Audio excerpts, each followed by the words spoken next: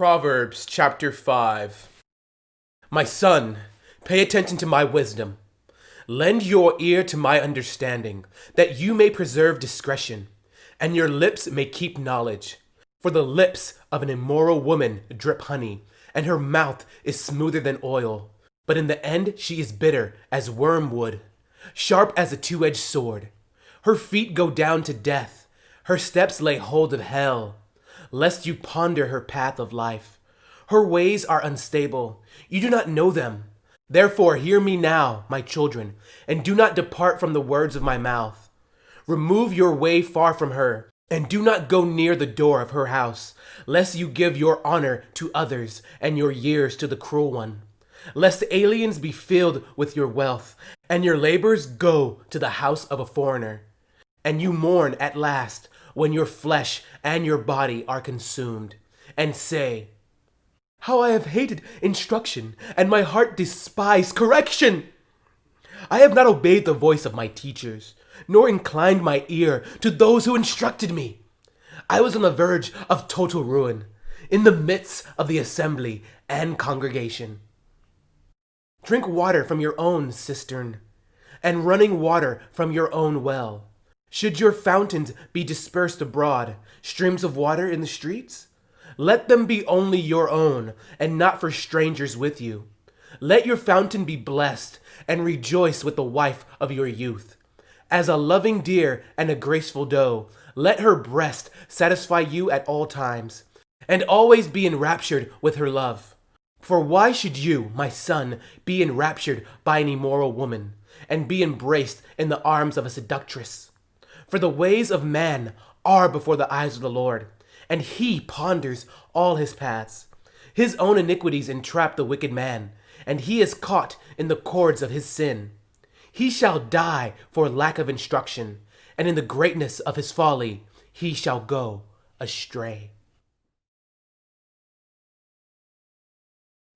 Proverbs chapter 6. My son, if you become surety for your friend, if you have shaken hands in pledge for a stranger, you are snared by the words of your mouth. You are taken by the words of your mouth. So do this, my son, and deliver yourself. For you have come into the hand of your friend. Go and humble yourself. Plead with your friend. Give no sleep to your eyes, nor slumber to your eyelids. Deliver yourself like a gazelle from the hand of the hunter, and like a bird from the hand of the fowler. Go to the ant, you sluggard. Consider her ways and be wise, which having no captain, overseer, or ruler, provides her supplies in the summer and gathers her food in the harvest.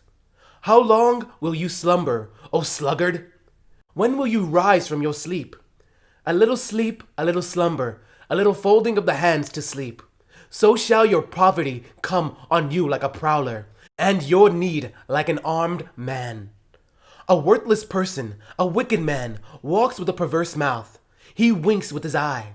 He shuffles his feet. He points with his fingers. Perversity is in his heart. He devises evil continually. He sows discord. Therefore his calamity shall come suddenly. Suddenly he shall be broken without remedy. These 6 things the Lord hates. Yes, 7 are an abomination to him.